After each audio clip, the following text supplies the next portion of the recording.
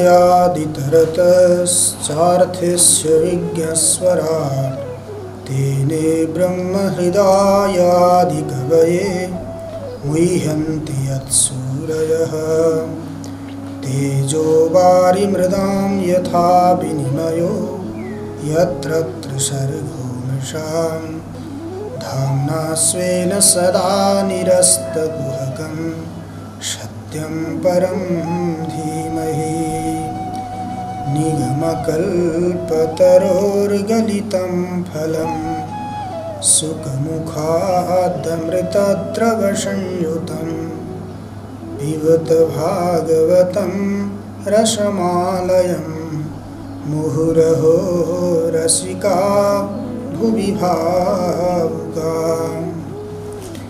कृष्णाय वासुदेवाय हरये परमात्मने प्रणतक्लेशनाशाय गोविन्दाय नमो नमः। गोविन्दाय नमो नमः।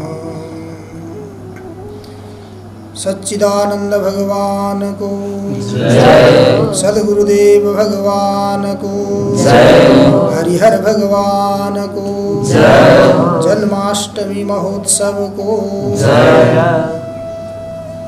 आज हामीहरू जगद्गुरु भगवान श्री कृष्ण को प्राकट्य दिवस को अवसर में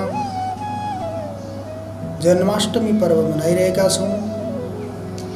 यो पावन समय में उपस्थित परमानंद संस्कृत गुरुकुलम विद्यापीठम का प्राचार्य गुरुज्यू, अन्य उपस्थित अध्यापकगण, चतुर्विध पुरुषार्थ मध्य में परम पुरुषार्थ मोक्ष मार्ग का पथिक यतिगण,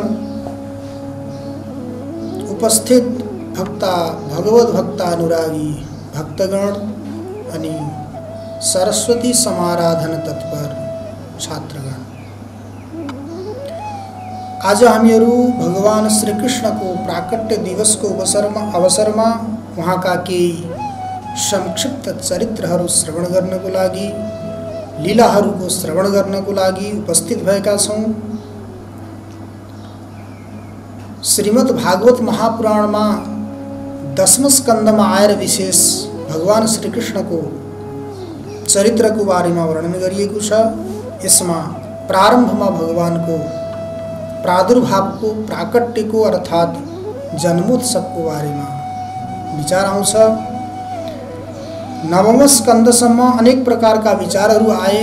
ती विचारहरूलाई श्रवण गर्दै जाँदा हामीहरू सबैलाई ज्ञात नै छ श्रीमद् भागवत कथा का श्रोता अथवा प्रश्नकर्ता राजा परीक्षित जी हुनुहुन्छ भने वक्ता सुखदेव जी हुनुहुन्छ। 9वें स्कंद को कथा सुनिसकेपछि 10वें स्कंद को कथा प्रारंभ गर्ने समयमा राजा परीक्षितले सुखदेव जीलाई प्रश्न गर्नुभयो। कथितो वंश विस्तारो भवता सोमसूर्ययोः राज्ञां चोभयवंश्यानां चरितं परमाद्भुतं यदोश्च धर्मशीलस्य नितरां मुनिषत्तम तत्रां सेनावतीर्णस्य विष्णोर्वीर्याणि संसनः अवतीर्य यदोर्वंशे भगवान् भूतभावनः कृतवान् यानि विश्वात्मा तानि नो वद विस्तरात्।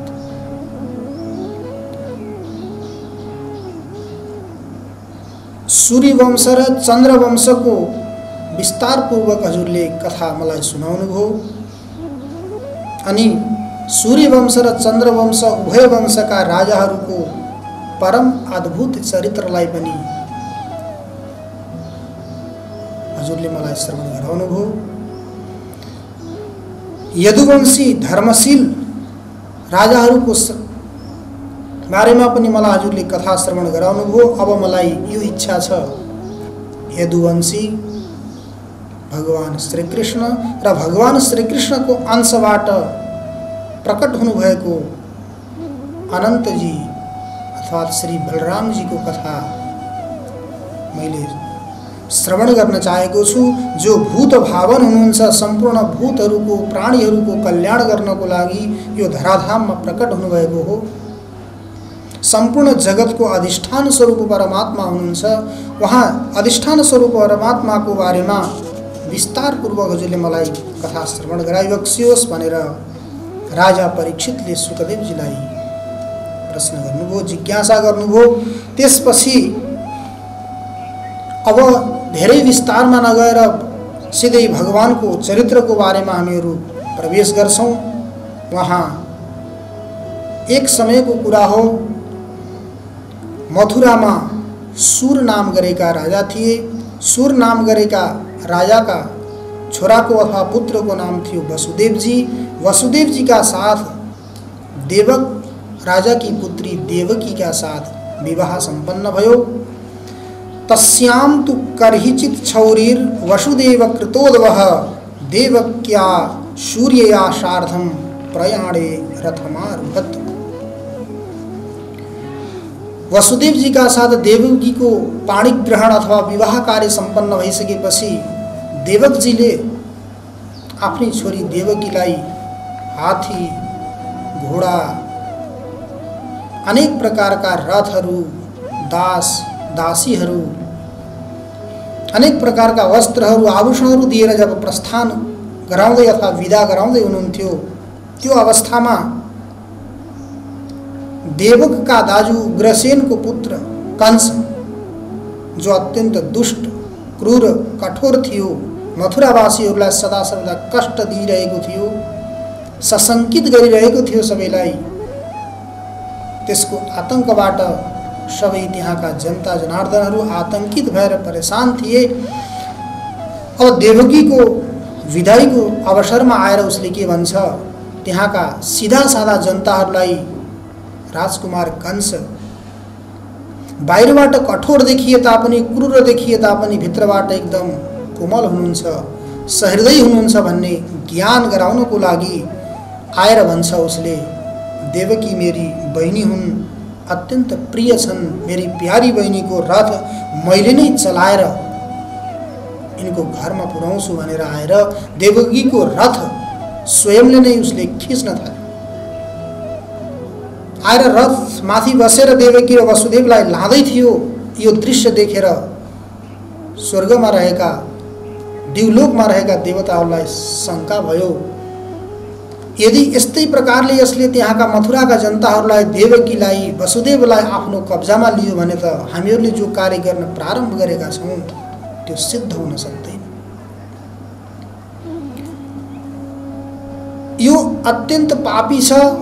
पापी भएर पनि यसको पापको घैँटो अझ पूर्ण भरिएको छैन। जहिलेसम्म यसको पापको घैँटो पुरै भरिँदैन तहिलेसम्म हामीले अथवा भगवानले यसको वध गर्न सक्नुहुन्न। यसको पापको घैँटो भराउनको लागि केही कार्य गर्नुपर्छ, यत्तिकै काम बन्दैन भन्ने सोचेर देवताहरूले यस्तो विचार गर्नुभयो र आकाशवाणी भयो। आकाशवाणी हुँदा के भनियो, पथि प्रग्रहिणम कंस माभास्या हा शरीरवाग अस्यास्त्वामष्टमो गर्भो हंतायाम वहसे बुधा। हे अबुध, हे मूर्ख कंस,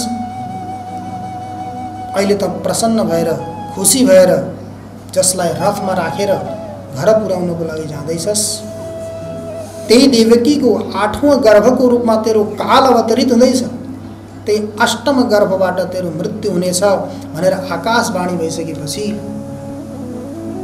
कंस एकदम क्रोधित भयो। लोकमा प्रचलन पनि छ, दुई चीज अरु कसैले फुकेपछि बच्छन्, एउटा मूर्ख अनि अर्को शंख। शंख पनि कसैले फुकेपछि मात्रै बच्छ, यत्तिकै बच्दैन। मूर्ख पनि अरु कसैले उचाल्दियो, भर्दियो, हावा भर्दियो भनेदेखि त्यो त त्यस्तो हो भनेर हिँड्छ, आफ्नो केही पनि बुद्धि विचार, आफ्नो बुद्धि लगाउँदैन।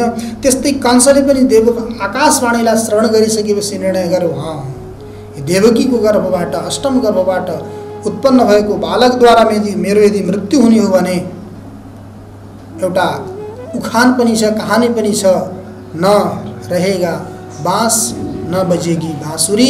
यदि मैले बाँसलाई नै जडबाट काटेर फ्याँकिदिएँ भने बाँसुरी कहाँबाट बज्छ, बज्ने सम्भावना हुँदैन भन्ने सोचेर देवकीलाई मार्नको लागि दौडेर तरवार लिएर आयो।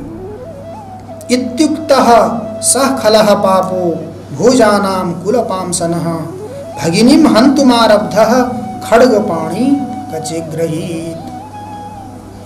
खलह भनेको पापी, मूर्ख। भोजानां कुलपांसनः, भोज वंशको कलंक कंस। भगिनीं हन्तुमारब्धः, आफ्नी बहिनीलाई मार्नको लागि आरम्भ भयो, मार्नको लागि दौडेर आयो। खड्गपाणी कचेग्रही, हातमा खड्ग लिएर देवकीको चुल्ठो समातेर मार्नको लागि तयार भयो। अब यो क्रोधित छ, बलवान पनि छ, सशक्त पनि छ, केही पनि यसले गर्न सक्छ। यो दृश्यलाई देखेर वसुदेवजी बहुत चिन्तित हुनुभयो। अब के गर्ने? शास्त्रको यो नियम छ, यदि तत्काल मृत्यु सान्निध्यमा आएको छ भने त्यो मृत्युबाट बच्नको लागि केही उपाय गर्नुपर्छ। येन केन प्रकारेण मृत्युबाट बच्नुपर्छ। झुठो बोलेर भए पनि, केही बहाना बनाएर भए पनि मृत्युबाट बच्ने उपाय गर्नुपर्छ। मृत्युर बुद्धिमता पोह्यो यावद बुद्धिबलोदयम् यद्यसौ न निवर्तेत नापराधोस्ति देहिनः। प्रयास गरेर मृत्युबाट बच्ने हामीले प्रयास गर्नुपर्छ। यदि प्रयास गर्दा गर्दै पनि बच्न सकिएन भने व्यक्तिलाई केही अपराध लाग्दैन भनेको छ। त्यो भएर वसुदेवजीले के सोच्नुभयो? अहिले देवकीलाई मार्नबाट बचाउनुपर्छ। अब कसरी बचाउने त भनेर उहाँले बुद्धि लगाएर भन्नुहुन्छ, एषा तवानुजा वाला कृपणा पुत्रीकोपमा हन्तुम नार्हसि कल्याणी मीमां त्वं दीनवत्सलः। एषा तवानुजा वाला, यी त हजुर की बहिनी हुन्, भर्खर की बच्ची छन्, बालक छन्। बहिनी आफ्नी पुत्री समान हुन्छ। एक प्रकारले हजुर की पुत्री पनि हुन्। कृपणा भने कि दुखी छन्। अहिले हेर्नुहोस्, शुभ विवाहका माङ्गलिक चिन्हहरू यिनका शरीरबाट अहिले हटेका पनि छैनन्। माङ्गलिक चिन्हबाट युक्त छन्। यस्ती माङ्गलिक चिन्हबाट युक्त भएकी पुत्री समान यी बहिनीलाई हजुरले मार्नु ठिक छैन। हन्तुम नारसी कल्याणीम मिमाम त्वाम दीनवत्सल। यिनको त केही बिग्रिँदैन, ठिक छ हजुरले मार्नु भयो भने पनि, तर हजुर श्रेष्ठ श्रेष्ठ व्यक्तिलाई कलङ्क लाग्छ। हजुरलाई यस्तो गर्नु उचित छैन। त्यसकारण हजुरले यिनलाई मार्नु ठिक छैन, छोडिदिनुहोस् भनेर वसुदेवजीले हात जोड्दै कंसलाई प्रार्थना गर्नुहुन्छ। प्रार्थना गर्दा पनि कंसले मान्दैन। हुन पनि हो, किनकि सबैलाई अत्यन्त प्रिय आफ्नो प्राण लाग्छ, आफ्नो शरीर लाग्छ। शरीर बचाउनको लागि कोही पनि व्यक्ति कुनै पनि प्रयास गरेर एन केन प्रकारेण आफ्नो रक्षा गर्नको लागि प्रयत्नशील भइरहेको हुन्छ। त्यही सोचेर कंसले पनि मानेन। नमान्दा वसुदेवजीले विश्वास दिलाउँदै भन्नुहुन्छ, सुन्नुहोस्, देवकीसँग त हजुरको केही समस्या छैन। देवकीले हजुरको केही पनि बिगारेकी छैन। आकाशवाणी के भएको छ? यदि आकाशवाणी सत्य हो भने आकाशवाणीले के भनेको छ? देवकीको 8औं गर्भबाट उत्पन्न भएको बालकबाट हजुरको मृत्यु हुनेछ भनेको छ। देवकीबाट त भनेको छैन। तसर्थ मैले के गर्छु, हजुरले विश्वास गर्नुस्, देवकीको गर्भबाट मेरो माध्यमबाट जति पनि सन्तानहरू उत्पन्न हुन्छन् ती सम्पूर्ण सन्तानहरू ल्याएर मैले हजुरलाई सुम्पिदिन्छु। पुत्रान् समर्पयिष्यस्य यतस्ते भयमुत्थितम्। हजुरलाई जसबाट भय उत्पन्न भएको हो ती भयका कारण भएका ती पुत्रहरू सन्ततिहरूलाई मैले ल्याएर हजुर कहाँ सुम्पिदिन्छु, हजुरले विश्वास गर्नुहोस् भनेर वसुदेवजीले प्रतिज्ञा गर्नुभयो। त्यो वसुदेवजीको प्रतिज्ञालाई सुनेर कंसले सोच्यो, वसुदेवजी कहिले पनि झुटो बोल्नुहुन्न अनि आफूले गरेको प्रतिज्ञाबाट उहाँ कहिले पनि पछि हट्नुहुन्न। आफूले गरेको प्रतिज्ञालाई उहाँले जहिले सदा सर्वदा सिद्ध गरेर छोड्नुहुन्छ। कंसलाई यो कुरो विश्वास थियो। विश्वास भइसकेपछि कंसले भनेको ल ठिक छ, त्यसो भए तर मेरो पनि एउटा प्रतिज्ञा छ, हजुरले मैले भनेको मान्नुभयो भने मैले छोड्न सक्छु नभए सक्दिनँ भनेर कंसले भन्दा वसुदेवजीले भन्नुभयो ठिक छ भन्नुस् भन्दा हजुर देवकी र वसुदेवलाई मैले छोड्दिनँ, तिमीहरू दुईजनै मेरो कारागारमा बन्दी भएर बस्नुपर्छ। यदि बाहिर बस्यो भने त कहिले सन्तति उत्पन्न भए कहीँ पठाउन सक्छौ, कहीँ केही गर्न सक्छौ, उत्पन्न भए पनि उत्पन्न भएन भनेर ढाँट्न सक्छौ, केही पनि हुन सक्छ।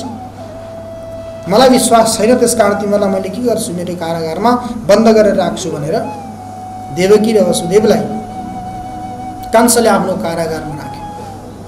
त्यो राखिसकेपछि कालक्रमको कारणले गर्दा क्रमशः अध काल उपावृते देवकी सर्वदेवता पुत्रान् प्रशुश्रुवे चाष्टौ कन्यां चैवा नुवत्सरम्।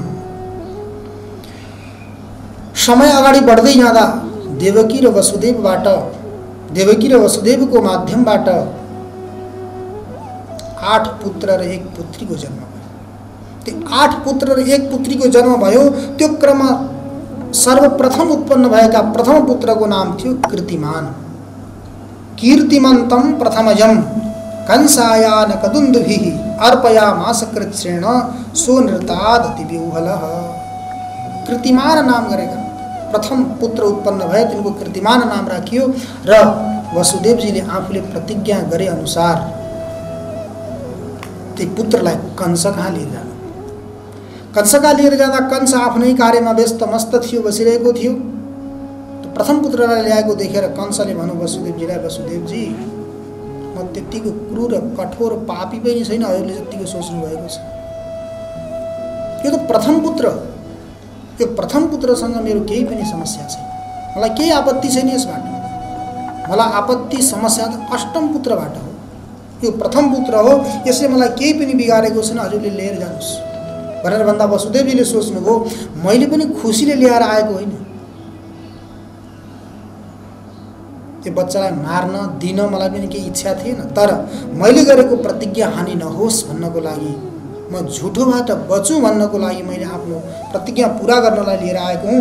हजुरको यदि यस्तै इच्छा छ भने मैले लिएर जान्छु भनेर वसुदेवजीले आफ्नो पुत्रलाई लिएर जानुभयो। त्यही क्रममा लिएर जाँदै हुनुहुन्थ्यो, त्यो देवताहरूले पनि देखे अनि त्यसपछि देवताहरूलाई लाग्यो यदि कंसले यस्तै गर्दै गर्दै सम्पूर्ण बालकहरूलाई पठाइदियो, मारेन भने त यसको घैँटो भरिँदैन। यसको घैँटो नभरिएसम्म त भगवानले फेरि यसलाई मार्नुहुन्न। यो नमरेसम्म त हाम्रो लक्ष्य सिद्धै हुँदैन। हाम्रो लक्ष्य त यसलाई मार्नु छ। कसरी मार्ने त भनेर सोच्दाखेरि यस्ता यस्ता समयमा देवताहरूले के गर्नुहुन्छ, देवर्षि नारदजीलाई पठाउनुहुन्छ। देवर्षि नारदजीलाई पठाउनु भयो। देवर्षि नारदजी टक्क कंस कहाँ पुग्नु। कंसमा पुग्दै गर्दा वसुदेवजी निक्लेर जाँदै हुनुहुन्थ्यो। वहाँ पुगिसकेपछि कंसले नारदजीलाई देख्यो, देखिसकेपछि उठेर सम्मान गर्यो, अभिवादन गर्यो। अभिवादन गरेपछि गुरुदेव हजुर मेरा किन कष्ट गर्नुभयो, के कार्य पर्यो हजुरलाई, मलाई बोलाउनु भएको पनि हुन्थ्यो, बोलाउनु भएको भए पनि हुन्थ्यो, हजुर किन कष्ट प्राप्त गर्नुभयो यहाँ आएर भनेर सोद्धा ठिकै छ केही कार्य थियो त भएर म आएको हुँ, केही समस्या छैन भनेर नारदजी आसनमा बस्नुभयो। बसिसकेपछि देवर्षि नारदजीले एउटा कमलको फूल ल्याएर आउनुभएको थियो। त्यो कमलको फूलमा 8वटा पात अथवा 8वटा पङ्खुडी थिए। ती 8वटा पात भएको कमललाई दिएर देवर्षि नारदजीले कंसलाई भन्नुभयो, पहिला त कंसले किन यो कमल लिएर आउनुभयो, मलाई किन कमल दिनुभएको छ भन्ने कुरो सम्झेन। नसम्झिसकेपछि देवर्षि नारदजीले भन्नुभयो यी को थिए अहिले जाने भन्दा वसुदेवजी थिए। यहाँ भर्खर जाँदै थिए नि, को थिए वसुदेवजी। के गर्न आएका थिए भन्दा आफ्नो प्रथम पुत्रलाई लिएर आएका थिए। त्यो प्रतिज्ञा पूरा गर्नको लागि मैले प्रथम पुत्रसँग मेरो केही समस्या छैन, अष्टम पुत्रसँग समस्या हो, तसर्थ हजुरले यो पुत्रलाई लिएर जानुहोस् भनेर मैले उहाँलाई पठाएँ भनेर भन्दा त्यो कमलको फुल देखाउँदै भन्नुभयो हेर यसमा 8वटा पात छन्, पङ्खुडी छन्, यसलाई गन्दै जाऊ त तिमीले। यहाँबाट गन्यौ भने पनि 8 हुन्छ, वहाँबाट गन्यौ भने पनि 8 हुन्छ, 8 कहीँबाट गने पनि 8 हुन्छ। त्यसलाई के भन्छन् शास्त्रीय भाषामा चालनीय न्याय। त्यो चालनीय न्यायले जो चाल्नु हुन्छ, त्यो चाल्नुले अन्नलाई चाल्दाखेरि चारैतिरबाट खस्छ। एक ठाउँबाट दुई ठाउँबाट खस्छ भने सबै ठाउँबाट जसरी खस्छ त्यस्तै किसिमले यी 8 प्रकारका पात भएका पङ्खुडी भएका कमललाई हामीले गन्दै जाने हो भने अब के हुन्छ? यस्तो गर्दै गइयो भने 8 भयो। अब 8 मा यहाँबाट गन्दै गन्दै घुम्दै आयो भने पनि यो 8 हुने भयो, अनि यहाँबाट गन्दै गन्दै गयो भने यो 8 हुने भयो। कुनै पनि चालनीले 8 वटै 8 पनि हुन्छ। प्रथम पनि 8 हुन्छ, द्वितीय पनि 8 हुन्छ, तृतीय पनि 8 हुन सक्छ। त्यसकारण हजुरले यो गल्ती गर्दै हुनुहुन्छ, यो गल्ती गर्नु ठिक छैन भनेर नारदजीले सम्झाइसकेपछि कंसको घैँटोमा घाम लाग्यो। कंसको घण्टामा घाम लागेपछि के गर्यो त? वसुदेवजीलाई बोलायो उसले। वसुदेवजीको साथ त्यो बालकलाई पनि बोलायो। बालकलाई बोलाइसकेपछि उसले के गर्यो त? बालक आइसकेपछि बालकको खुट्टामा समातेर उसले आँगनमा राखेको त ठुलो ढुङ्गो ल्याएर एकदम मस्त घुमाएर लटाउकोलाई पछारो दियो। पछारेर के गर्दै त? बालकलाई मार्यो। एवं क्रमले एकेन तमरुन्धाना ज्ञातयः परिउपासते हतेषु षट्सु बालेषु देवक्या अग्रसेनिना। एवं क्रमले 1 2 3 4 5 6वटा बालकलाई यस्तै क्रममा मार्यो। मारिसकेपछि अब सप्तमो वैष्णवम धाम यमनन्तं प्रचक्षते गर्भो बभुव देवक्या हर्ष शोक विवर्धन। अब देवकीको 7वां गर्भ रह्यो। 7वां गर्भको रूपमा भगवानको अंशको रूपमा अनन्त शेष श्री बलरामजीको प्रवेश भयो देवकीको। देवकीको गर्भमा प्रवेश भइसकेपछि देवकीलाई वसुदेवजीलाई एउटा कुरा त लाग्यो, हर्ष पनि भयो, अर्को कुरो शोक पनि भयो। हर्ष भयो किनकि भगवानको अंशको रूपमा शेषजीको प्रवेश भयो। अर्को कुरो शोक कसमा भयो भन्दा यो पनि त कंसले बच्न दिँदैन। जसरी 6वटा बालकहरूलाई मार्यो त्यस्तै यी बालकलाई पनि मार्छ भनेर शोकाकुल हुनुभयो। शोकाकुल भइसकेपछि भगवानलाई लाग्यो कि मातापिताजीलाई अब धेरै दुःख दिनु, शोक दिनु ठिक छैन। अब यसको समय कंसको पनि घैँटो भरिसकेको छ भनेर भगवानले के गर्नु? योग मायालाई बोलाउनु। योग मायालाई बोलाएर योग मायालाई भन्नुहुन्छ, हेर देवी, आज तिमीले मेरो एउटा सहयोग गर्नुपर्ने छ। सहयोग गर। यो सहयोग गर्यौ भने तिमी धरामा उत्पन्न हुनेछौ। धरामा उत्पन्न भयो भने तिम्रो अनेक प्रकारका नामहरू हुनेछन् अनि तिमी यसरी उत्पन्न हुन्छौ कि धरामा मनुष्यहरूले कुनै पनि आफ्नो मनोअभिलषित फललाई प्राप्त गर्नको लागि तिम्रो पूजा अर्चना गर्नेछन् अनि मनोअभिलषित फललाई प्रदान गर्नको लागि तिमी समर्थ हुनेछौ। तर मैले भनेको कार्य तिमीले मान्नुपर्छ। एउटा काम गर। के गर भन्दा देवकीको गर्भमा मेरो अंशको रूपमा शेषले प्रवेश गरेका छन्। बलरामजीको प्रवेश भएको छ। त्यो बलरामजीलाई निकालेर के गर? रोहिणीको गर्भमा प्रवेश गराऊ। अनि तिमी गएर गोकुलमा यशोदाजीको गर्भमा प्रवेश गर। अनि म गएर देवकीको गर्भमा प्रविष्ट हुन्छु। अनि सामान्य त्यहाँका मथुराका जनताहरूलाई के लाग्छ? देवकीको 7औं गर्भको पतन भयो भन्ने हुन्छ। बलरामजी देवकीका पुत्र हुनुहुन्छ भन्ने कुरो कसैलाई थाहा हुँदैन। त्यो भइसकेपछि अनि कालान्तरमा गएर फेरि म देवकीको गर्भबाट जन्मिन्छु, तिमी यशोदाको गर्भबाट जन्म। अनि त्यसपछि मैले आफ्नो पिताजी वसुदेवजीलाई मैले सम्झाउँछु र वसुदेवजीले म जन्मिसकेपछि मलाई कारागारबाट गोकुलमा नन्द बाबा कहाँ यशोदाजी कहाँ लगेर छोड्नुहुन्छ। अनि यशोदाजी कहाँ उत्पन्न भएकी तिमीलाई मेरो पिताजीले ल्याएर कारागारमा हुनुहुन्छ। त्यसपछि कारागारमा आएपछि कंसलाई थाहा हुन्छ। त्यहाँका चौकीदारहरू पहरेदारहरू सबै उठ्छन्। उठिसकेपछि तिमीलाई पनि पहिलाका यी 6वटा बालकहरूलाई जसरी मार्यो त्यस्तै तिमीले मार्नको लागि खुट्टामा समातेर मार्नलाई लान्छ। त्यो बेलामा तिमी के गर्नु? त्यसको हातबाट निक्लेर तिमी आकाश मार्ग हुँदै आफ्नो धाममा जानु भनेर भगवानले योग मायालाई सम्झाउनु भयो। त्यो योग मायालाई सम्झाए अनुरूप योग मायाले के गरिन् त भन्दा कार्य गरिन्। कार्य गरेपछि अनेक प्रकारका नामहरू भए ती देवीका। यहाँ बताइएको छ, नाम ध्येयानि कुरुवन्ती स्थानानि च नराभुवि दुर्गेति भद्रकालीति विजया वैष्णवीति च कुमुदा चण्डिका कृष्णा माधवी कन्यकेति च माया नारायणी ईशानी शारदेत्यम्बिकेति च।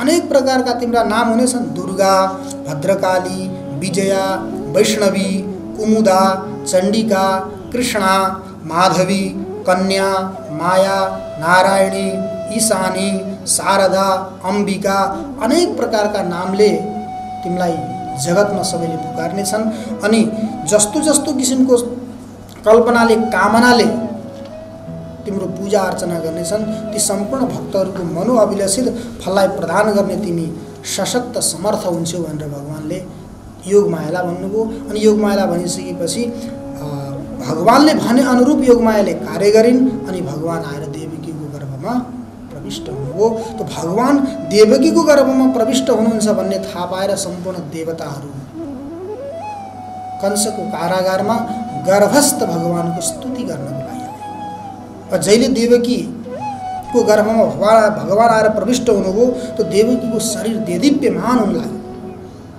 उज्यालो हुन लाग्यो।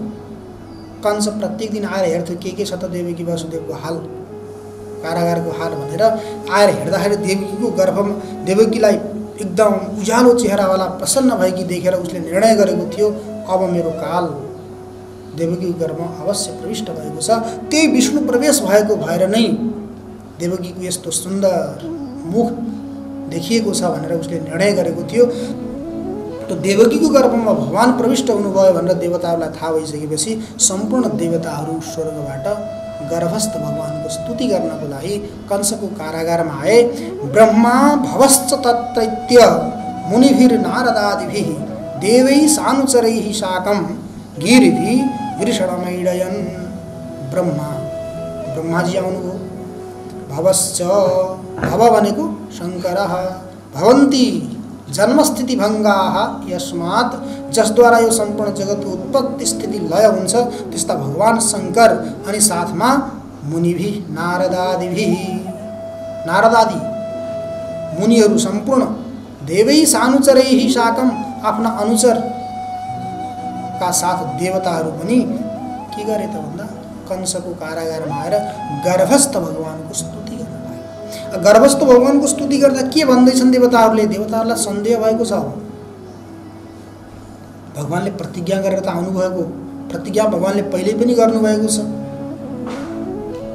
यदा यदा हि धर्मस्य ग्लानिर्भवति भारत अभ्युत्थानमधर्मस्य तदात्मानं सृजाम्यहं परित्राणाय साधूनां विनाशाय च दुष्कृतां धर्म संस्थापनार्थाय सम्भवामि युगे युगे। जहिले जहिले धर्ममा ग्लानि हुन्छ, अधर्मको वृद्धि हुन्छ, साधुहरूलाई कष्ट हुन्छ, दुष्टहरूको वर्चस्व हुन्छ, साधुहरूलाई चारैतिरबाट रक्षा गर्नको लागि दुष्टहरूको संहार गर्नको लागि म एक पटक होइन, दुई पटक होइन, तीन पटक होइन, सम्भवामि युगे युगे प्रत्येक युग युगमा म आउँछु भनेर भगवानले प्रतिज्ञा गर्नुभएको छ।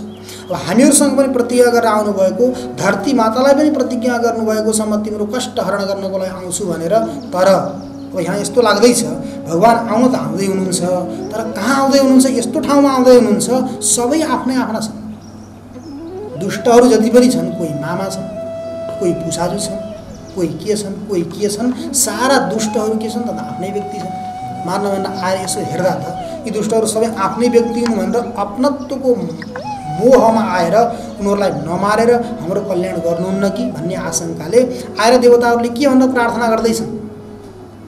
केवल सत्य सत्य सत्य सत्य भनेर भगवानलाई याद दिलाउँदैछन्। हजुरले यस्तो यस्तो सङ्कल्प गरेर आउनुभएको, हजुर सत्य सङ्कल्प हो, यदि प्रतिज्ञा अनुरूप कार्य गर्नु भएन भने हजुरको फेरि नाम बदलिन्छ नि भनेर सत्यलाई लिएर प्रार्थना गर्दैछन्। सत्यव्रतं सत्यपरं त्रिसत्यं सत्यस्य योनिं निहितं च सत्ये सत्यस्य सत्यं व्रत सत्यनेत्रं सत्यात्मकं त्वां शरणं प्रपन्ना। हजुर कस्तो हुनुहुन्छ? सत्यव्रतम भनेको हजुर सत्य सङ्कल्प हुनुहुन्छ। हजुरले जो सङ्कल्प गर्नुभयो त्यो सङ्कल्पलाई कहिले पनि परिवर्तन गर्नुहुन्न। अर्थात् साधुको रक्षा, दुष्टको संहार गर्ने भन्ने हजुरले सङ्कल्प गर्नुभएको, ती दुष्ट आफ्ना हुन् अथवा पराया हुन्, कुनै पनि हुन्। दुष्ट त दुष्ट हो, त्यसलाई संहार गर्नुहुन्छ, साधुको हजुरले रक्षा गर्नुहुन्छ भने हामीलाई विश्वास छ भनेर देवताहरूले याद दिलाउँदैछन् भगवानलाई। हजुर सत्यव्रत हो, सत्य परम, सत्य यो सत्य नै परमात्माको प्राप्ति हो। के हो त भन्दा साधन हो। परम सत्य त्रिसत्यम, हजुर पहिला पनि सत्य हुनुहुन्थ्यो, अहिले पनि सत्य हुनुहुन्छ, पछि पनि हजुर सत्य नै रहनुहुन्छ। सत्यस्य योनिम, सत्यको हजुर के हो त भन्दा कारण हो। अनि निहितम च सत्य, हजुरमा नै सत्य के छ? निहित छ। तो सत्यस्य सत्यम व्रत सत्य नेत्रम सत्यात्मकम त्वाम शरणम प्रपन्ना। हजुर सत्य स्वरूप हो, यस्तो सत्य स्वरूप परमात्माको सान्निध्यमा हामीहरू आएका छौँ। अतः हजुरले के गर्नुहोस्, हामीहरू हजुरको शरणमा आएकालाई मरण नदिएर शरण दिनुहोस्, हामीहरूको रक्षा गर्नुहोस्, हामीहरू हजुरको प्रार्थना गर्नलाई आएका छौँ भनेर प्रार्थना गरेर देवताहरू आफ्नो आफ्नो स्थानमा प्रस्थान गरे।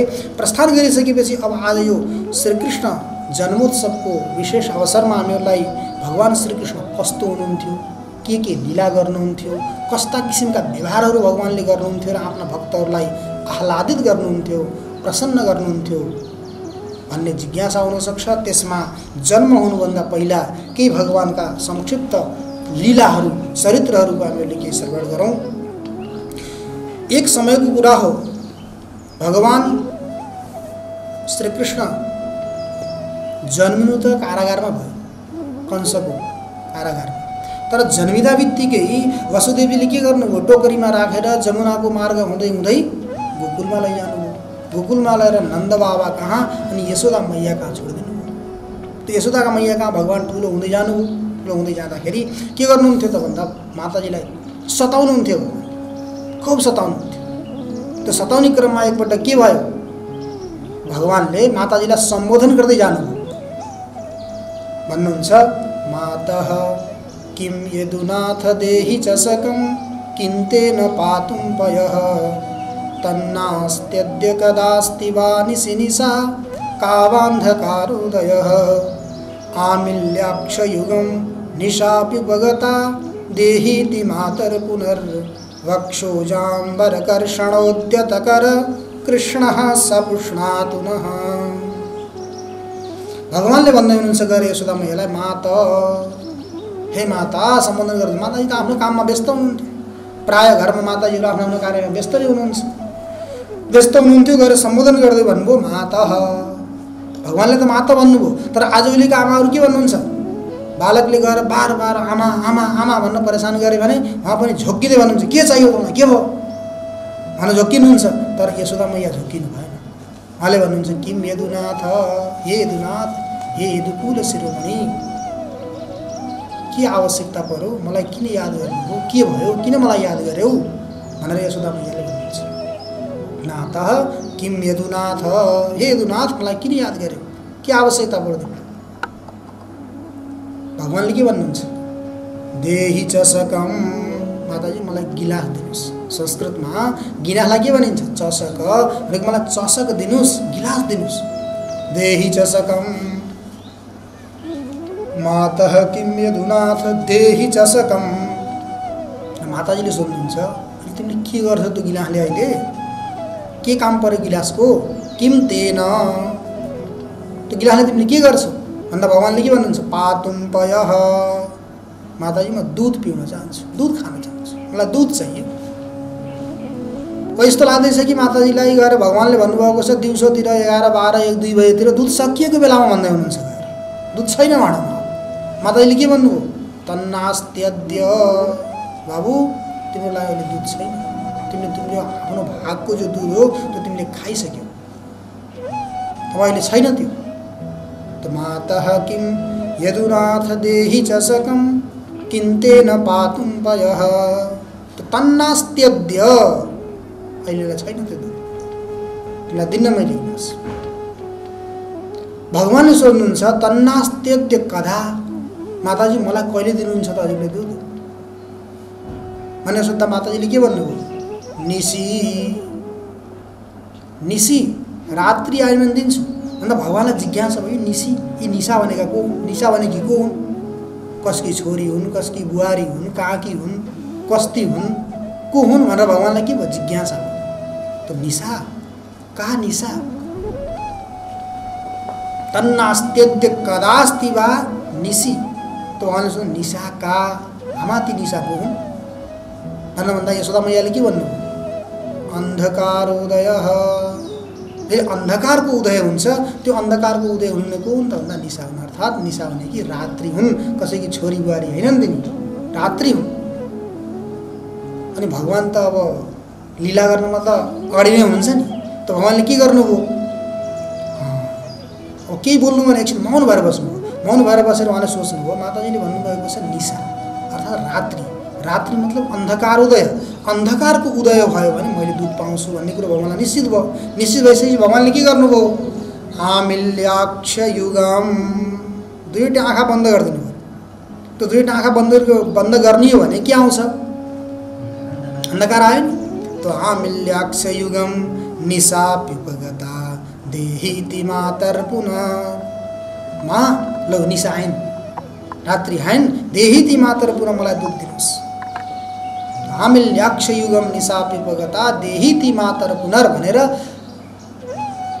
आमाले लगाएका कपडाहरूलाई खिच्दै, त्यो हुन्छ नि बालकले केही माउन थाल्यो भने के गर्छन्? आमाले लगाएका कपडा तान्ने, यसो गर्ने उसो गर्ने, परेशान गरेपछि पाइन्छ भन्ने सोचेर आमाले लगाएका यस्ता मैले लगाएका कपडाहरूलाई तान्दै खिच्दै परेशान गर्ने यस्ता श्रीकृष्ण भगवानले हामीहरूको रक्षा गरून्। बक्षोजाम वरकर्षणोद्यतकर कृष्ण सपुष्णातुन, त्यस्ता श्रीकृष्ण भगवानले हामीहरूको रक्षा गरून्। यो त हेरौँ सामान्य अर्थ भयो श्लोकको। अब यसमा विशेष यदि अर्थ विचार गर्ने भने त लामै छ, तर यसमा संक्षिप्त रूपमा भनौँ के हो त यसको वास्तविक अर्थ भन्दा मातः, माता भनेको प्रमाता, प्रमाता भनेको जीव, माता मिति मे आउँछ नि, माता भनेको प्रमाता, मिति भनेको प्रमिति ज्ञान, प्रमेय भनेको विषय, त्यो हुन्छ। त्यस्तै किसिमले भगवानले जीवलाई सम्बोधन गर्दै भन्नुहुन्छ, मातः, हे माता, हे जीव भनेर भगवानले सम्बोधन गर्नुहुन्छ भाव। किनभने कि जीवले प्रार्थना गरेर आएको हो, म धरामा गएँ भने अरू सारा कार्यलाई छोडेर केवल मैले हजुरको भजन कीर्तन गर्छु र मेरो जन्मलाई सार्थक गर्छु, ताकि फेरि मलाई यो गर्भरूपी काल कोठरीमा आएर बस्न नपरोस् भनेर भगवानलाई प्रार्थना गरेर आएको हुन्छ। अनि यहाँ आएपछि के गर्छ? वहाँ गरेका वाचाहरू प्रतिज्ञाहरू सबै भुलेर अरू कार्यमा मस्त हुन्छ। तो त्यस्तो भएको जीवलाई सम्बोधन गर्दै भगवानले भन्नुहुन्छ मातः, हे जीव भनेर सम्बोधन गर्नुहुन्छ। अनि माता यशोदा मैयाले के भन्नुभयो? किम यदुनाथ, भगवानले सम्बोधन गर्नुहुन्छ जीवलाई। त जीवले के भन्छ? भगवानले मलाई याद गर्नुभयो, ठिकै छ, के हो भगवान, हजुरलाई के चाहियो? आहुति दिनु पर्यो, हवन गरिदिनु पर्यो कि केही पूजा गरिदिनु पर्यो कि के चाहियो हजुरलाई भनेर जीवले सोध्छ भगवानले। भगवानले सोद्धा भगवानले के भन्नुहुन्छ? देहि चषकम, मलाई गिलास देऊ भन्नुहुन्छ।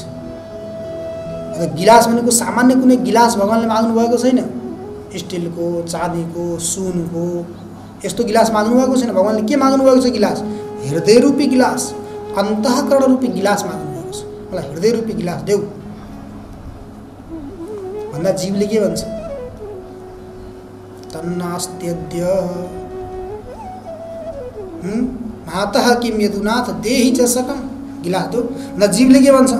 मैले त कति जन्म जन्मान्तरको माल ताल यहाँ जम्मा गरेर राखेको छु, यस्तो गिलास मैले दिन्छु त हजुरलाई? दिन्न मैले अहिले, यो त दिने लाग छैन अहिले, यो मैले राखिरहन्छु भनेर भन्छ जीवले। अर्थात् भगवानले के भन्नु हो? त्यो छोड्दै संसारको प्रपञ्चलाई मेरो बारेमा चिन्तन गर, भजन गर, नाम संकीर्तन गर भनेर भन्दा जीवले के भन्छ?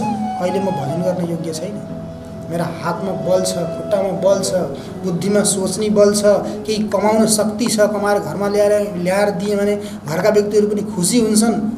अहिलेसम्म त मैले हजुरलाई यो हृदय रूपी गिलास दिन सक्दिनँ, कहिले दिन्छु भन्छ। अन्धकार उदय भनेको होइन, अन्धकारको उदय भयो भने दिन्छु भनेको इन्द्रियहरूले सारा काम गर्न बन्द गरे, सम्पूर्ण काम गर्न बन्द गरे भनेदेखि, बुढो भयो भनेदेखि पूजा पाठ गर्ने, जप तप गर्ने, अनुष्ठान गर्ने कहिले? बुढो भएपछि, जवानमा त होइन, बुढो भएपछि मैले दिन्छु भनेर जीवले भन्छ। त्यही पनि भगवानले प्रार्थना गर्दै भन्नुहुन्छ दे दे। जीवले सोच्छ के गर्छौ त्यसले? मेरो त हृदय रूपी गिलासलाई लिएर तिमीले के गर्छौ भन्दा भगवानले के भन्नुहुन्छ? पातुम पयः, दुध पिउन जान्छु। दुध भनेर पनि सामान्य यो कालो खैरो रातो कपिला कुनै पनि गाईको दुध होइन। भगवानले के भन्नुभएको छ? वेदव्यासले भन्नुभएको छ नि, सर्वोपनिषदो गावो दुग्धा गोपालनन्दन पार्थो वत्सः सुदीर्घोक्ता दुग्धम गीतामृतम महात।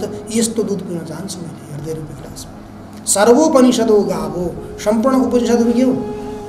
गाई हुन्। सर्वोपनिषदो गावो दुग्धा गोपालनन्दन, त्यो उपनिषद रूपी गाईलाई दुहुनेको हो त भन्दा गोपालनन्दन श्री कृष्णचन्द्र। दुग्धा गोपालनन्दन पार्थो वत्सः। दुध दुनको लागि गाईलाई पहिला पग्राउनु पर्यो नि, त्यो पग्राउनको लागि बाछो लगाइन्छ। त्यो बाछो को हो त भन्दा पार्थः, पृथ्वीपुत्र अर्जुन, पार्थो वत्सः। ठिक छ, उपनिषदहरू गाई हुन्, त्यो उपनिषद रूपी गाईलाई दुहुने भगवान श्रीकृष्ण हुनुहुन्छ, त्यो गाईलाई पगार्ने अर्जुन हुन्। त्यस्तो दुधलाई पिउने खाने व्यक्ति को हो त? सुधीर भोक्ता। धी भनेको बुद्धि, सुधी भनेको जसको राम्रो बुद्धि छ, त्यो राम्रो बुद्धि भएको व्यक्ति, बुद्धिमान व्यक्ति, विद्वान व्यक्ति त्यो दुधलाई पिउने भोक्ता हो। त्यो सुधीर भोक्ता। दूध के हो त? कस्तो खाले दूध हो त्यो? दुग्धम गीतामृतम महत। गीता रूपी जो अमृत त्यो नै के हो? दूध हो। किनकि गीता सम्पूर्ण वेदहरूको, उपनिषदहरूको सारभूत तत्व हो। तो गीतामृतम महत, महान जो अमृत रूपी गीता, त्यो गीता नै के हो त? दूध हो। त्यस्तो अमृत रूपी दूधलाई पिउनको लागि मलाई गिलास चाहियो। अरू सामान्य गिलासले मलाई काम गर्दैनन्। तिम्रो हृदय रूपी गिलास मलाई देऊ, अनि त्यसपछि मैले के गर्छु? त्यसमा दूध पिउँछु भनेर भगवानले जीवलाई भन्नुहुन्छ। भुलेकालाई याद दिलाउन लाएर भन्नुहुन्छ। तर उसले के भन्छ? तन्नास्त्यद्य। त भन्न सक्नुहुन्छ कदा? त कहिले दिन्छौ त नि? कहिले मिल्छ मलाई त्यस्तो दुध पिउनको लागि गिलास? भन्दा निसी, रात्रि आयो भने। रात्रि कहिले आउँछन्? अब हेर्नुहोस्, जस्तो दुई प्रकारका आँखा बताइएको थियो नि, त्यो आँखाको स्थानमा हामीले लिन सकिन्छ प्रत्यक्ष प्रमाण र अनुमान प्रमाण। प्रत्यक्ष प्रमाण र अनुमान प्रमाणको माध्यमले नै पदार्थलाई साक्षात्कार गर्ने व्यक्ति प्रत्यक्ष र अनुमानलाई छोड्यो भने के हुन्छ? प्रत्यक्ष र अनुमानको माध्यमले पदार्थको प्रत्यक्ष गर्छ, प्रत्यक्ष र अनुमानलाई छोड्यो भने अन्धकारोदय, अन्धकारको उदय।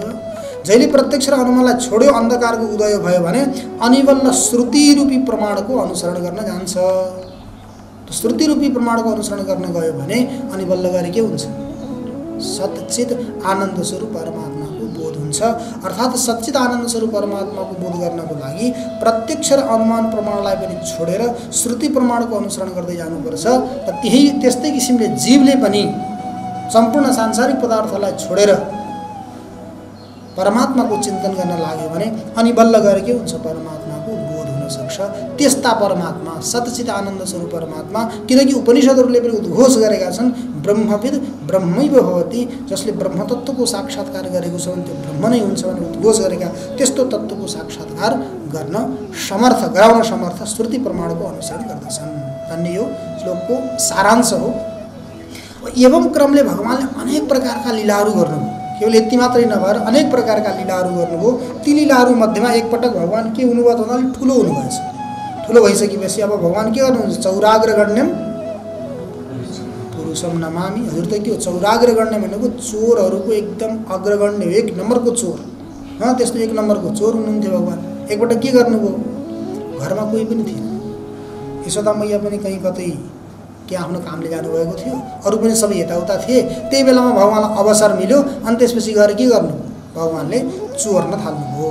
परन्तु नन्द बाबाको घर यस्तो सुन्दर थियो, वहाँका यी पिल्लरहरू, खम्बाहरू के थिए त भन्दा स्फटिकका थिए, वैदुर्य मणिका थिए, चम्किनीवाला मणिका। जो त्यहाँ गयो त्यसको प्रतिबिम्ब देखिन्थ्यो, छाया देखिन्थ्यो। भगवान सानै हुनुहुन्थ्यो, छाया देखिन्छ, यो मेरो छाया हो, यो म हुँ भन्ने कुरो ज्ञान थिएन। त्यो सानो अवस्थामा भगवान पुग्नुभयो, पुगेर चोर्दै हुनुहुन्थ्यो। चोर्नको लागि त्यो घरमा प्रवेश गर्नुभयो।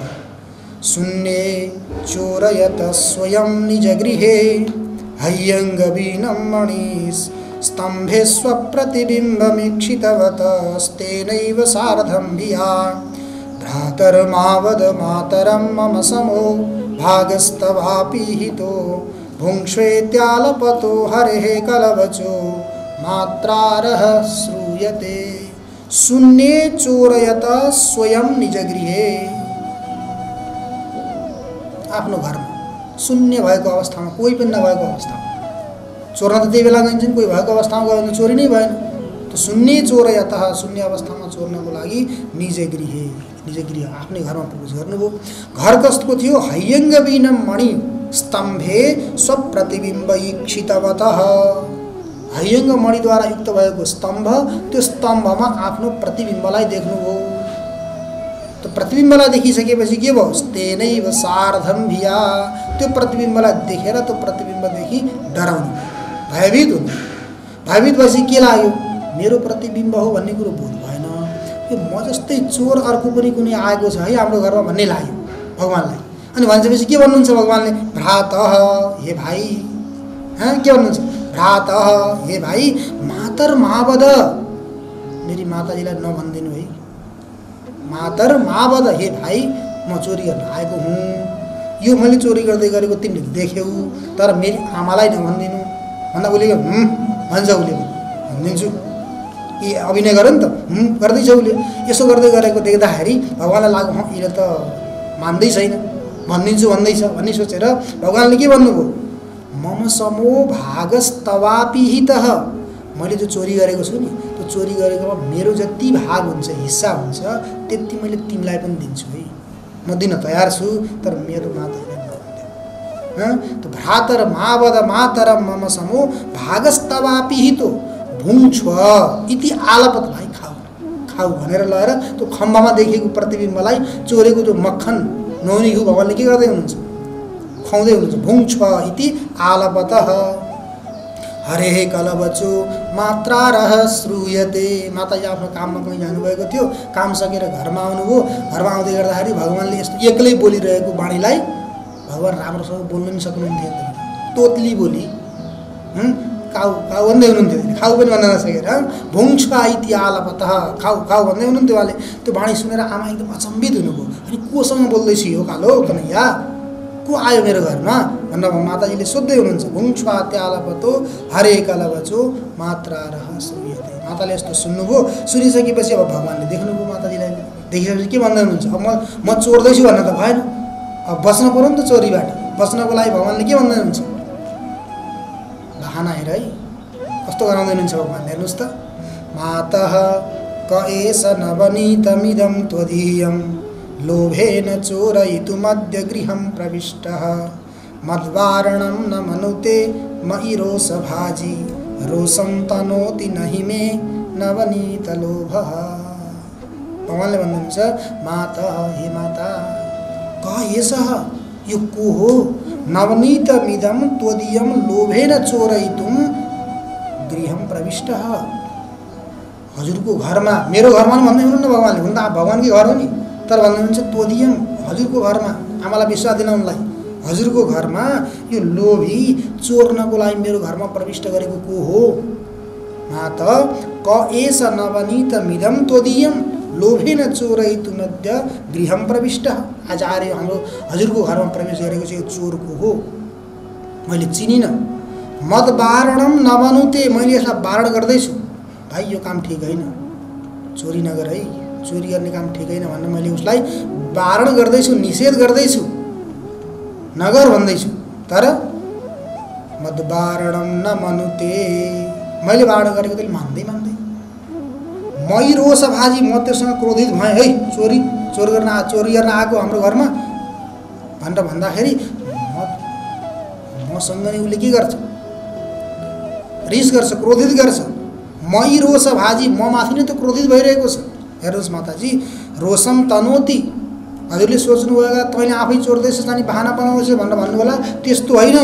नहि मे नवनीत लोभः, माताजी मलाई त्यो नुहाउनेको लोभ छँदै छैन, हजुरले किनकि राम्रो नुहाउनु राख्दै राख्नुहुन्न, यहाँ सबै कुहिएको सडेको गनाउने यस्तो खाले राख्नुहुन्छ हजुरले, त्यहाँदेखि यस्तो बनाउने पनि म चोर्न आउँछु, यहाँ मैले चोर्दिएँ, म त अन्यत्र गएर चोर्छु अरूहरूका, यहाँको त मैले कहिले पनि चोरेर खानु मलाई मनै पर्दैन, त्यही भएर हजुरले धेरै खान्न मैले भनेर भगवानले के भन्नुहुन्छ, नवनीत लोभ, मलाई त यो नुहाउनेको लोभ छँदै छैन, यसले मान्दै मान्दैन के गर्ने भनेर यस्तो लीला गर्नुहुन्छ कि भगवानले माताजीको अगाडि।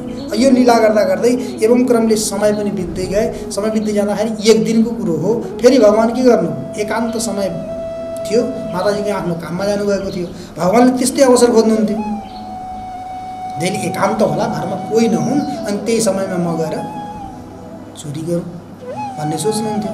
त्यो गर्दै गर्दै गर्दै जाँदाखेरि एक दिन त्यस्तै किसिमको समय मिल्यो, अनि त्यसपछि गएर भगवान कहीँ चोरी गर्नलाई जहाँ राखेको थियो नि, नुहाउने घिउ, दही, अनि त्यसपछि दुधमाथि राखेको तर, त्यो जहाँ जहाँ राखेको थियो त्यो ठाउँमा चोर्नको लागि भने बिचमा गएर कहीँ कुनामा गएर बस्नुभएको थियो चोर्नलाई। त्यही बेला माताजी आउनुभयो, घरमा देख्नु भएन, बाहिर नदेखेपछि माताजीले के गर्नुभयो, सम्बोधन गर्दै भन्नुहुन्छ माताजीले, कृष्णः क्वासि करोसि किं पितरिति श्रुत्वैव मातुर्वचः साशङ्कं नवनीत चौर्यविरतो विस्रभ्यतामब्रवीत् मातः कङ्कणपद्मरागमहसा पाणिर्ममातप्यते तेनायं नवनीतभाण्डविवरे विन्यस्य निर्वापितः। कृष्ण माताजीले आएर सम्बन्ध गर्नुहुन्छ, कृष्ण भनेर बोलाउँदै हुनुहुन्छ। क्वासी कहाँ छौ तिमी, किम करोसी के गर्दैछौ भन्दा पनि बोल्नु भएन, कहाँ छौ भन्दा पनि बोल्नु भएन भगवान्, के गर्दैछौ भन्दा पनि नबोलेपछि पटक पटक बोलाएपछि आमालाई के भयो त भन्दा रिस उठ्यो। ए मेरा बाप कहाँ छस्, ए मेरा बाप तिमी कहाँ छौ भनेर के गर्नुभयो, सम्बोधन गर्दै भन्नुभयो मातः कृष्ण क्वासी करोसी किम पितरिति, हे मेरा बा तिमी कहाँ छौ भन बोल भनेर सोध्दै गर्दा झर्केर बोलेपछि भगवान्ले सुन्नुभयो। त्यही भन्छ अरे कि व्यवहारमा पनि छोरीलाई आमाले बोलाउन थाल्नुभयो र छोरी बोल्दै बोलेन, एकपटक दुईपटक पनि बोलेनन् भने तीनपटकसँग के भन्नुहुन्छ, हे मेरी आमा कहाँ छौ तिमी। त्यस्तै किसिमले छोरा बोलेनन् भने हे मेरा बा तिमी कहाँ छौ, आऊ ब्याङ्गी हानेको कि सिधै बा भने होइन ब्याङ्गी हानेको कहाँ छौ भनेर भन्नुभयो। त्यस्तै यहाँ पनि माताजीले भनेपछि भगवान्ले सुन्नुभयो। अनि सुनिसकेपछि के भयो, मातुर वचः त्यो माताजीको वचनलाई सुनेर शशाङ्कम नवनीत चौर्यविरतो विस्रभ्यतामब्रवीत्, माताजीको वचनलाई सुनेर के गर्नुभयो त भगवान् सशङ्कित हुनुभयो। सशङ्कित भएर भगवान्ले तामब्रवीत् सशङ्कित हुनुभयो। सशङ्कित भइसकेपछि भगवान्ले भन्नुहुन्छ माताजीलाई के भन्नुहुन्छ, मातः कङ्कण पद्मरागमहसा पाणिर्ममातप्यते तेनायं नवनीत भाण्डविवरे विन्यस्य निर्वापितः। भगवान्ले के भन्नुहुन्छ, माताजी म नुनी हिउँ चोर्न गएको, भगवान्ले हालिसक्नु भएको थियो कि हात लगाएर भाँडामा हालिसक्नु भएको थियो अनि अलिकति भोग पनि लगाइसक्नु भएको थियो। तर भोग लगाइसकेपछि माताजीले भन्नुभयो चोर्न गएको चोर हठात भनेर भन्दाखेरि भगवान्ले के भन्नुहुन्छ, मातः कङ्कण पद्म राग महसा पाणिर्ममातप्यते, हजुरले मलाई यो बाला लगाइदिनु भएको छ नि हातमा, यसमा अनेक प्रकारका मणिहरूले हजुरले जटित गरेर यो भालो लगाइदिनु भएको छ। मणिहरू तैयस पदार्थ हुन्, ती तैयस पदार्थले गर्दा मेरो हात पोलिरहेको छ, जलिरहेको छ। त्यो जलिरहेको हातलाई शीतल होस् भन्नको लागि, शीतलताको लागि लगेर मैले त्यो ननिहुमा हात राखेकोमा त्यो ननिहु खानको लागि होइन भनेर भगवान् भन्नुभयो। अनि माताजीले सोध्नुहुन्छ खानको लागि होइन भने त्यो मुखमा कसरी लागेको छ त भनेर भन्दाखेरि भगवान्ले के भन्नुभयो, होइन होइन आमा यहाँ मुखमा कमिलो आएछ कताबाट, अनि त्यसपछि त्यो कमिलोलाई भगाउँछु भने यसो गर्दा लाग्यो, मैले खाना लगाएको होइन भनेर भगवान्ले के भन्नुहुन्छ, माताजीलाई भन्दै हुनुहुन्छ मातः कङ्कण पद्म राग महसा पाणिर्ममातप्यते तेनायं नवनीत भाण्डविवरे विन्यस्य निर्वापितः। त्यो तेजलाई पोलेकोलाई शान्त गर्नको लागि मैले हात त्यहाँ राखेको हुँ, मैले खानको लागि राखेको होइन भने यस्ता लीला गर्ने भगवान् हो। आज के हो त भन्दा प्राकट्य दिवस हो। त्यो प्राकट्य दिवसको अवसरमा अब सम्पूर्ण देवताहरूले त आएर स्वागत गरे, केवल देवताहरूले मात्रै स्वागत नगरेर सम्पूर्ण प्रकृतिले पनि के गर्दैछन्, भगवानको स्वागतको लागि आफ्नो सौन्दर्य आफ्नो कला जति पनि छ त्यो सम्पूर्णलाई समर्पित गरेर भगवानको स्वागत गर्नको लागि सबै तयार छ। अथ सर्वगुणोपेतः कालः परमशोभन यर्हेवा जनजन्मक्षं शान्तर्क्षग्रहतारकम्। समस्त गुणहरूद्वारा युक्त भएको यो समय प्रकृति पनि कस्तो भयो, सम्पूर्ण गुणहरूद्वारा युक्त। जस्तो पानी पर्यो भने, पानी परेर 2-4 दिन लगातार पानी परेर अनि त्यसपछि मन्द मन्द घाम लाग्यो भने कस्तो किसिमको वातावरण देखिन्छ, बुटाहरू पनि हाँसेका हुन्छन्, आकाश पनि त्यस्तै हुन्छ, बादल पनि कुनै कुनै ठाउँमा थोरै थोरै देखिन्छ, जस्तो एकदम सुन्दर प्रकृति हुन्छ त्यस्तै किसिमको प्रकृतिको पनि के भयो, एकदम सुन्दर भयो। अनि आकाश पनि एकदम साफ भएको हुनाले त्यहाँका ग्रह नक्षत्र ताराहरू पनि सब सौम्य भएर शान्त भएर देखिरहेका थिए। अनि सम्पूर्ण पृथ्वीका ठुला ठुला नगरहरू अनि साना साना गाउँहरू अनि सम्पूर्णका सामान्य जनजातिहरूका आदिवासीहरूका अहिरहरूका यी बस्तीहरू पनि अत्यन्त के थिए त भन्दा सुन्दर सुरम्य थिए। अनि अर्को कुरो त छोडौँ, यो भदौ महिनाको समयमा नदी मैली भएर बग्छिन्, तर भगवानको जन्म हुने समयमा ती नदी पनि एकदम प्रसन्न भएर स्वच्छ भएर शान्त भएर बगिरहेकी थिइन्। नद्यः प्रसन्न सलिला हृदा जलरुहा रुहश्रियः द्विजालिकुलसन्नादस्तवका वनराजयः। नदीहरू पनि एकदम निर्मल जल भएर बगिरहेकी थिइन्। सरोवरहरूमा कमल, रात्रिमा पनि भगवान त रात्रिमा जन्मनु हो नि, त्यो जन्मको समयमा पनि रात्रिमा पनि भगवान आउँदै हुनुहुन्छ भन्ने थाहा पाएर कमलहरू के हुन थाले, फुल्न थाले।